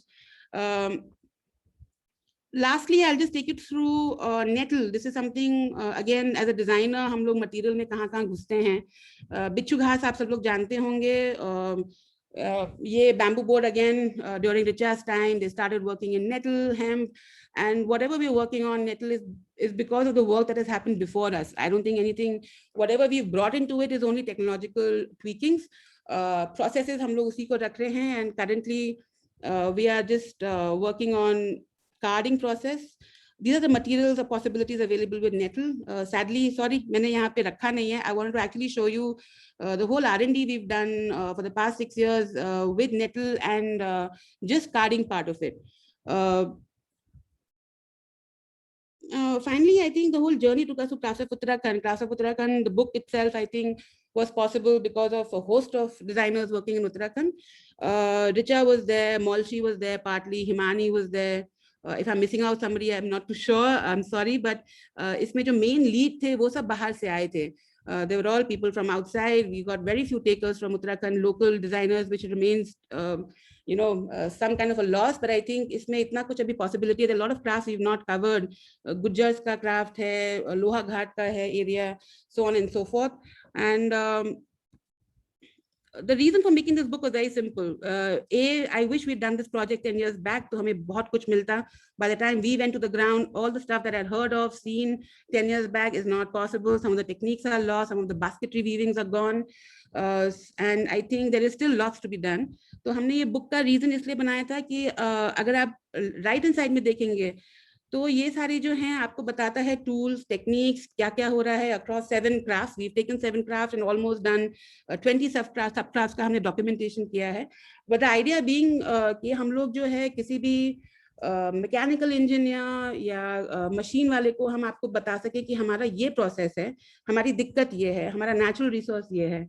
So our book, while the artisan was the center of it, हमारे जो सूत्रधार है इस किताब का उसमें वो artisan है. And I look back at it now and I think it is a part of the society, जो कि अभी भी आपका craft करता है. Mostly belonging to scheduled caste, scheduled tribe, and some communities, but majority of them are still, the makers, the custodians of your heritage, culture. Craft जो है एक economic livelihood के लिए तो बनता ही बनता है, but उससे बहुत सारी चीजें जुड़ी हैं. Your social identity, your ethnicity, so on and so forth. And I think the question being is, why do you need to preserve it, and what do you lose if you lose that? इसमें बहुत सारी चीजें हम नहीं कर पाए. हिंदी का हमारा इसमें नहीं हो पाया था. लोकल हम लोग वर्ड्स यूज करना चाहते थे, वो नहीं रख पाए. But I think to the young designers in Doon University, and I hope the faculty and the Doon University itself can add to it, and there's so much more wanting. I think I'll stop here. I just wanted to give a sample of how material research, there is a lot of documentation, not just documentation, but even work that is required. Product designers के लिए तो यहाँ पे एक पूरा भरमार है. Like this particular page itself is for natural processing. The entire chain is hand done. Only at the bottom you'll find carding, which it has taken 10 years for Uttarakhand to get these 3 machines down there. If my cursor can be seen, it's not even 10 years. I think it's been 15 years. 15 years, 1 carding machine, and even that is now lying defunct in Uttarakhand. ये सिर्फ nettle की बात है. It is across the crafts of Uttarakhand. It is with bamboo and ringal. Starting from material, आपका material collection, right from the collection to the entire value chain. I think there is so much possibility.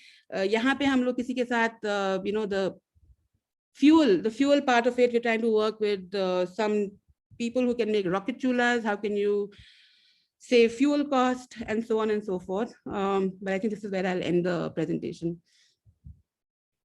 Thank you. Thank you so much, Priyanka. Thank you so much. Can you please make Doon University the host again? Thank you. So thank you so much to all of you for giving us your precious time today. Design is still not given the seriousness it deserves. Today's session has not been shy in talking about the richness of the ecosystem that surrounds us, but at the same time, there are ground realities and challenges that face design, especially in a developing country and a new state like ours. So we have some questions that have been directed to our speakers today. Richa, there's a question for you from Rini. She says, with global warming, materials for local produce using artisans will get more expensive and scarce, making marketing even tougher. This is a reality. Could you highlight ways in which the market can be made more compliant and supportive?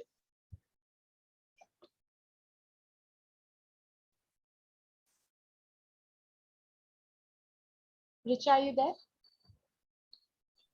Hi, I'm going to try and answer it best. I think scarcity, the key thing here is scarcity, and the climate change, of course, will bring a lot of challenges. But two things to keep in mind. One is that change is something which is endemic. If we look at the last 400, 300 years of human history, or even we want to go beyond 2000 years, change is something which has been there. Maybe it is happening more rapidly. So that is something we should not be worried about. And second thing is looking at in terms of what has emerged from our learning, especially in the pandemic also. Scarce doesn't necessarily mean difficult to market. It's a paradox. The scarce, if you look at economics, whenever something is in short supply, the demand of it goes up. So I think what we are, this is a hypothesis again, but I also wanted to say that what is the future of craft, or what is the future of let's say handmade now. I think with scarcity you might find a revival of sorts, where people are actually willing to give premium.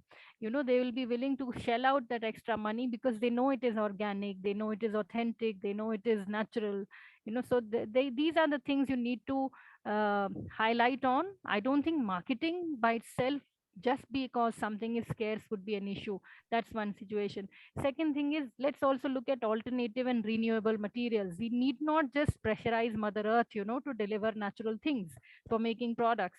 How do we do alternative or renewable materials? There's so many plastics, there's biocomposites. Like Priyanka's presentation, you saw agricultural waste. So things which are called waste and things which are natural in origin, like agricultural waste, how about doing something with biocomposites? Like mix a little bit of design, craft, engineering, and figure out a way to make briquettes out of waste, sawdust waste, jute waste, crop waste, maize waste. So one has to have that, don the hat again of an entrepreneur, don the hat of an innovator, a thinker, an experimenter, and I'm sure you'll be able to reach somewhere. I hope I've answered your question. Thank you. Let me come in at that point.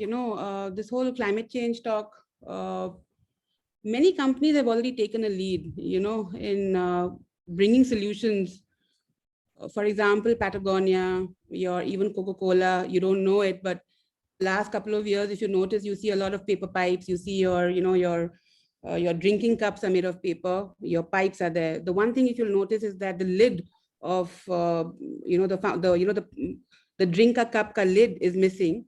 And you would be surprised that companies like PepsiCo and various companies are coming together. Never heard of in the design community. Itna high IPR hota hai, they'll do their own design, but now they're coming together just to create a solution for that lid. So climate change is also forcing people. Patagonia, the biggest clothing company, they were valued for great designs, but also at a very valuable price, at a decent price, not very cheap. But the owner of Patagonia has completely gone eco-friendly. And what is happening is that his volumes are going to go low, but his prices are going to go high. And when he's asked that, isn't it a big business risk? He says, no, it's not. Because he is so adamant that, and he's so impacted by climate change, that now he doesn't want to do anything with plastic. But there are a lot of companies now, they're forcing themselves to look at what is happening. And I think, as Richa said, it's not just about climate change and market. You will really have to value your products. Are you going to buy 10 clothes? Or are you going to buy 5 clothes? Are you going to buy that plastic pen, or are you going to make your own? DIY is going to come up. A lot of stuff is also changing. And I think this is where I want to come in. I think design faculty now, I think our courses are now becoming obsolete, or they're almost becoming redundant.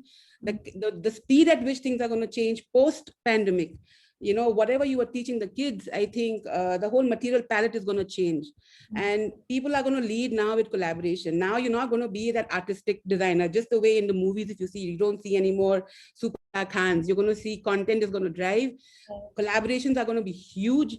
And I think designers will have to, can't be, those days of artistic designers are gone, where they're like some really, cool looking product is not going to be there. It has to be functional. It has to be, you have to ask every time you're going to buy. And I think that is something which is quite phenomenal going ahead. And I think as a design course curriculum, students, you really have to now broaden up, because there's nothing as a precedence. आपके पास और कुछ है नहीं.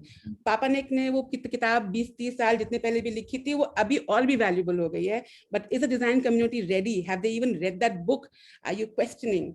And I think therefore the collaborations with your engineers, your scientists, material researchers is going to be even more paramount, I think. So that bit is a bit scary for me as to how do you revamp your design structure, your material palette, because everything is now going to change drastically. And I think as entrepreneurs, we can feel it. Things are changing drastically. You go for a material to buy, it's not there anymore. Something else has come up.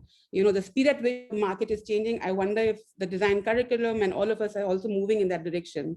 So I think that is something I wanted to add on to that.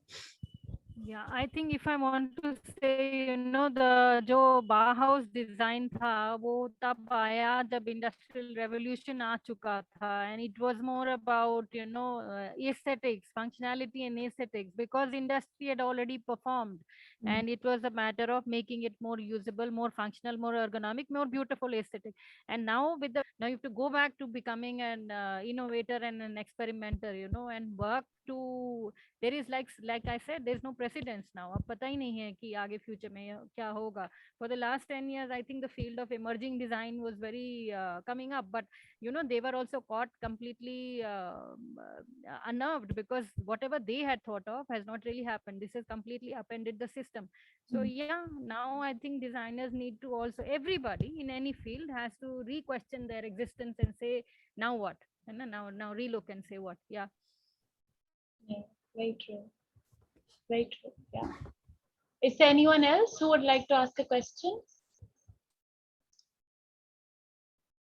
You can post your message in the chat, or you can also unmute yourself and ask directly.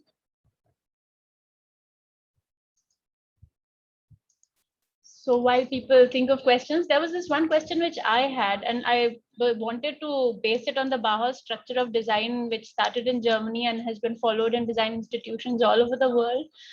What are your thoughts? This is a question for both speakers. What are your thoughts about the sharp divisions that we have in design education, where we differentiate between visual communication and industrial design? Do you think they're still valid? Do you think as a designer, that is what is holding us back, because we define ourselves so narrowly? Richa, do you want to go ahead? Because Richa, I think, Richa comes from a batch where you didn't have such very verticals. No, Richa, I think our batch, 98, there's hardly any difference between Richa and me, but my batch was a batch where I think, oh no, not my batch. My batch was the last one. And then thereafter, strong verticals started coming up, which is a little scary. It's also sad. But I always found that my seniors,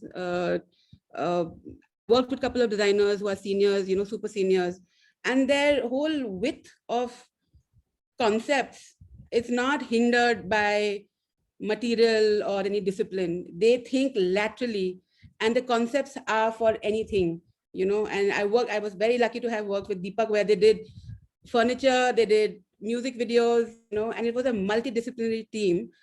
But even though they did, so for example, I did exhibition, we were the second or the third batch, but I know that my seniors, they did graphic design.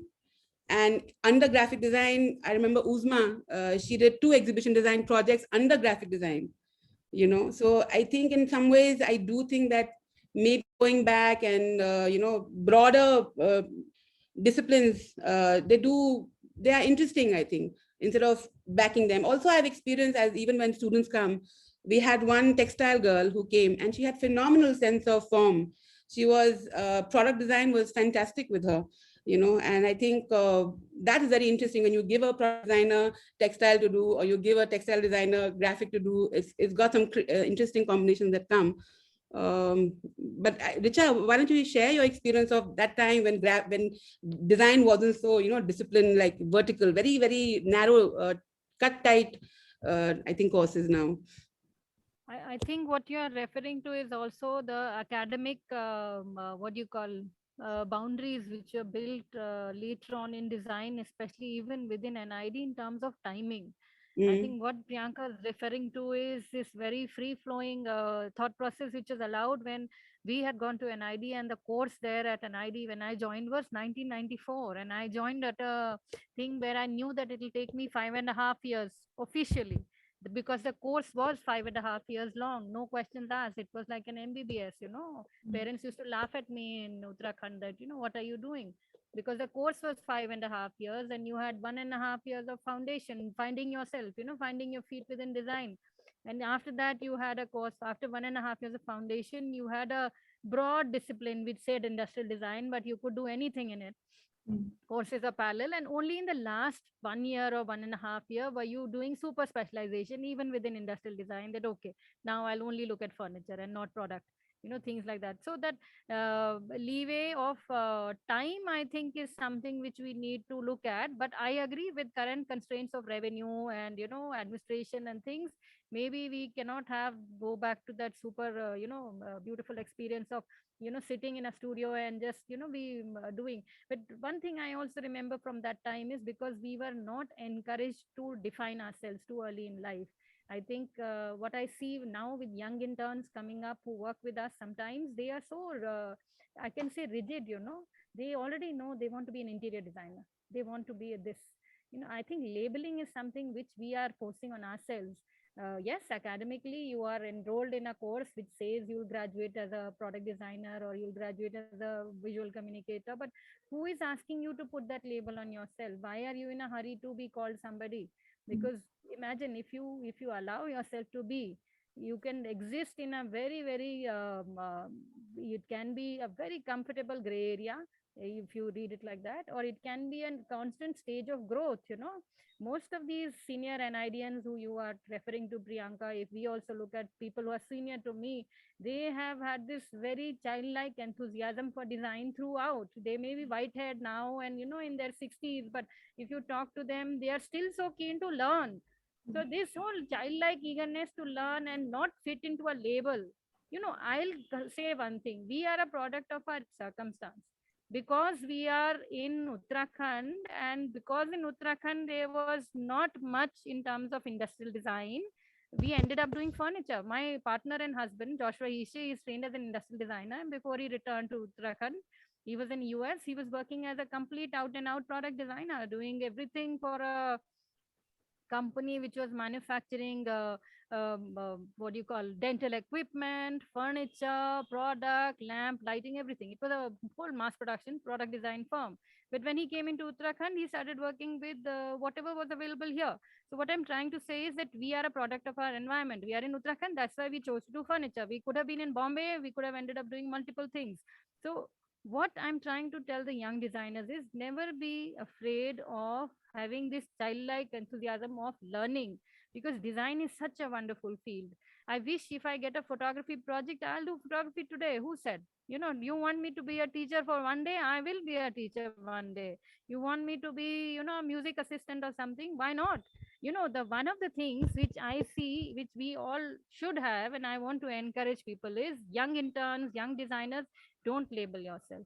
Don't think, two projects you've done in interior design doesn't mean you are going to be branded interior designer for the rest of your life. Explore other parts of yourself.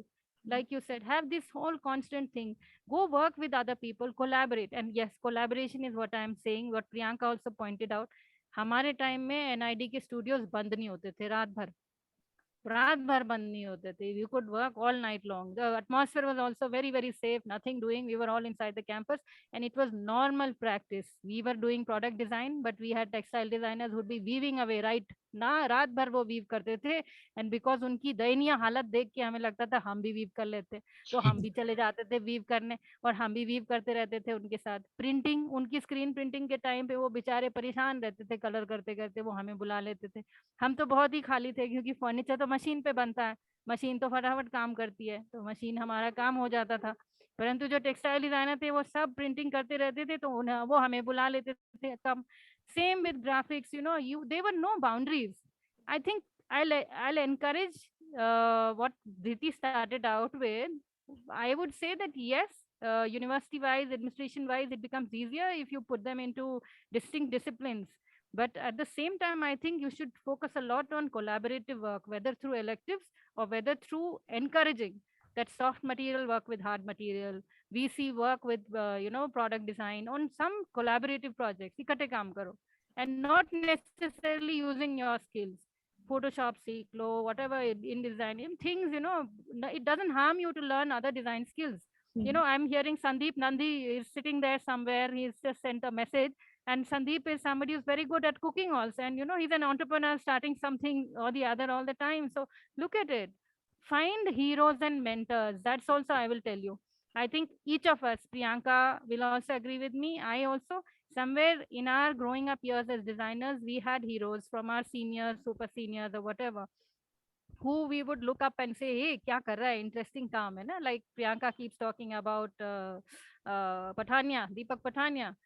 So same way, like Rajesh Daya ke liye bahut log bolte hain hamare yahan, people look up at that. So you have a huge fraternity. Doon University has the lucky thing of being the, what you call, startup right now. So the graduates who are coming, उनके shoulders थोड़े से भारी हो जाएंगे, क्योंकि उन जो जवान generation है वो उनको देखेगी for super seniors, heroes, But keep doing something, यार. To be a pioneer is even better. जो भी करोगे, first graduates from Doon University, you will be famous for the rest of your life. So do something. कुछ करो, unique करो, नायाब करो, just spread yourself. Great. Thank you so much for that very inspiring message. So on that note, if we have no further questions, we'll wind up for the day. Thank you so much, Vice Chancellor Ma'am, for taking out so much time and giving so much of your attention to this. Thank you, Registrar Sir. Thank you to all the senior colleagues who have joined. Thank you, students, for taking out time during your vacations. And I hope this time we have spent has opened your minds, which is our intention with this series, to basically increase awareness and exposure to what all design can be, why it should not be typecast, what opportunities exist. So thank you so much to everyone once again. And we will be back next Wednesday with another webinar, and the details will be shared soon.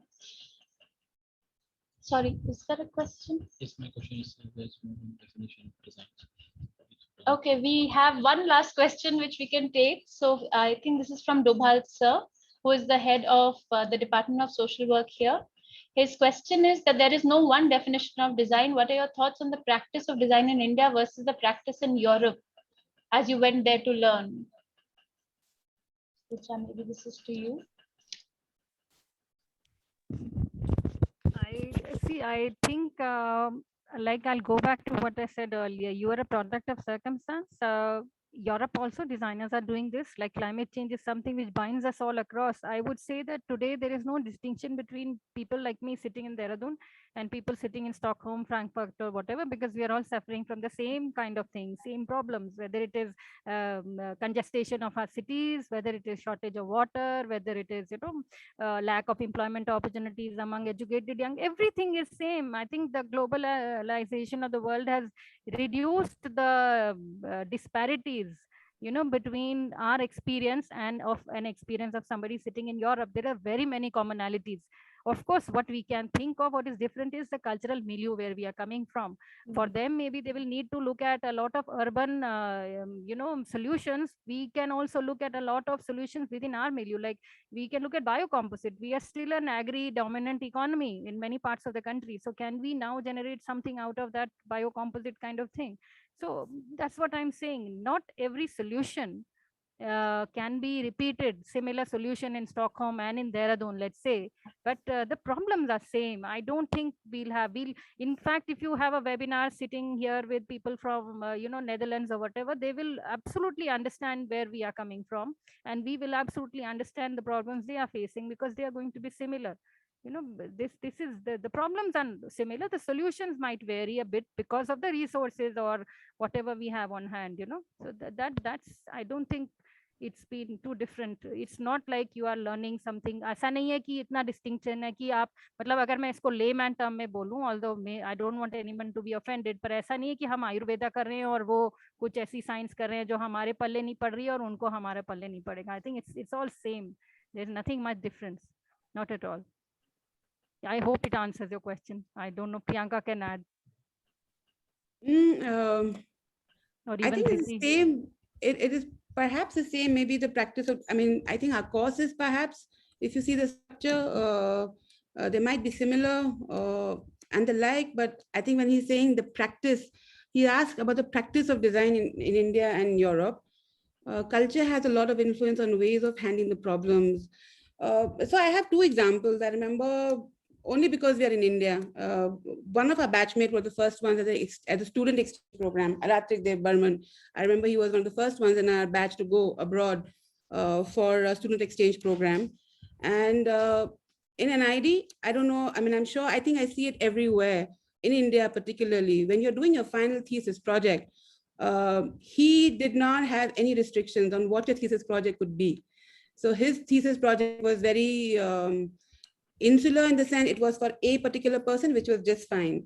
But I remember that we were shocked that he was allowed to do that project there, because in India, I think at least in NID, and that is why I think most of us question what we do, is that we are often questioned, aapka wo ek kaam se ek ko impact karega ki 10? And I think it's taken me this long to understand why you can't just do an artistic, I mean, there's a difference between art and design, is that your work has to kind of impact, because that is where we are.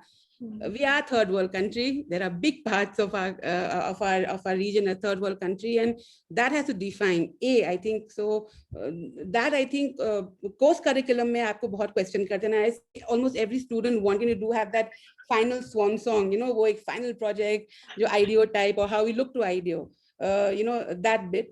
Second of all, I think is the fact that I think they have so much data. They do so much study on themselves. You know, for example, as I told you, when we take project in India, koi data bank nahi hai, koi, you know, you don't have, which is easily available in other countries. They spend a lot of time. And through the whole pandemic, I remember seeing one college, their digitization is such a high level that during pandemic, you know, that library or that data that you access, you know, otherwise you have to pay. They said, okay, ek mahina, we'll give it to you for free. But to get that for free, you are in that level, you know, of having digitized it at such a high level. Education is there at a premium, but it comes at a premium because they're doing so much work. You know, I think at our end, we are pretty much on our own. Data bhi apne aap collect karna hai, user profile bhi apne aap karna hai. You know, small thing like, for example, jo bhi apparel industry mein, I was shocked to know, fashion industry mein, in Europe, Japan, they all have sizes, you know. India is the only country who does not have their sizes, because we are such a large country. Every time we talk about population, but hey, you can narrow it down. Do you know the size in Punjab, Chandigarh? You should know, because when I go there, the average size in Punjab, Chandigarh is 6 foot. I feel like a, you know, like a dwarf there. I'm a 5 foot. Why does Northeast have so much? Why is there a Korea wave coming? Why do people buy from China, Taiwan? It's because your body size fits. So the hill people buy those body size because that body size fits you. So if you go to the Tibetan market in Delhi, that body size is fitting you. So I think even the fashion industry, you are teaching, but nobody has the data sizes. You don't have that, you don't spend that kind of money. Or even paisa bhul jao, paisa to ki baat hai, intention hai ki nahi. You go to one Ganga Maki, I think I told Richa about it. It's a studio where I went, a Japanese is working. It blew my mind. You will not know it's a textile studio. The artisan is looked after. Artisan को भरी पूरी light आती है वहाँ पे. Weaver के पास light है पूरी. वहाँ पे आप जाएंगे, सफाई इतनी बढ़िया है. सारे के सारे वहाँ artisans हैं. इतनी देख रेख है वहाँ पे maker के लिए. And that is why from the Indian point of view, where your making society is at the lower takba. You know, as a designer, you also have to be very aware. I think a lot of designers सोचते हैं आप 12वीं कक्षा पास कर लिए तो पढ़ाई लिखाई नहीं करनी है. Always remember, an engineer, a doctor, आपके एज में रट रहे हैं, अपने फॉर्मूला रट रहे हैं, अपने मेडिसिन कर रहे हैं. And all you require for designers is to know your job, know your jargon, at least understand, practice. And I think that comes from the ecosystem. Again, ecosystem. My seniors were there to do that ecosystem. My batchmates created the ecosystem. Teacher comes, teachers. Richa was saying studios खाली थे. हमारे वहाँ senior आता था, वो 6 बजे उसका शुरू हो जाता था ग्राफिक डिजाइन, क्योंकि लाइट नहीं होती थी. 5 साढ़े 5 बजे आके वो अपना शुरू करते थे. हमारे सीनियर्स, उनको देख के फिर हमें शर्म लगता था. शर्म क्या, इंस्पायर होते थे. And I think that is something which is missing in all design colleges. It's not just in one place. It's your peers. आप अपने दोस्तों से इतना सीखते हो, अपने seniors से. And I think that is a bit which I see, which is I think more in India perhaps. I don't know. But practice-wise, I think it's just amount of data collection, all of that you know we've already talked about. Making, again, as a maker, I think wo hai nahi usme. Even your teachers, you know, I mean, I think we can go on and on, but there's that difference of taking care of your teachers, of your students, of the maker. That sensitivity, I really think that we don't have, we don't cultivate. Sorry, I think it went beyond, but Design was always supposed to be this apprenticeship model, no? But the challenge of numbers, the challenge of standardization, the challenge of, fitting the UGC norms, I think that is what is taking priority for a lot of institutions. So I think the need of the hour is to innovate within those things, because you can't overcome them, but yes, how to work with them is what we need to figure out. True. So once again, thank you so much to everyone. Thank you so much, Richa. Thank you, ma'am. Thank you, And, ma'am. hope to see you all back with us next Wednesday. Thank you so much. Thank you. Good luck.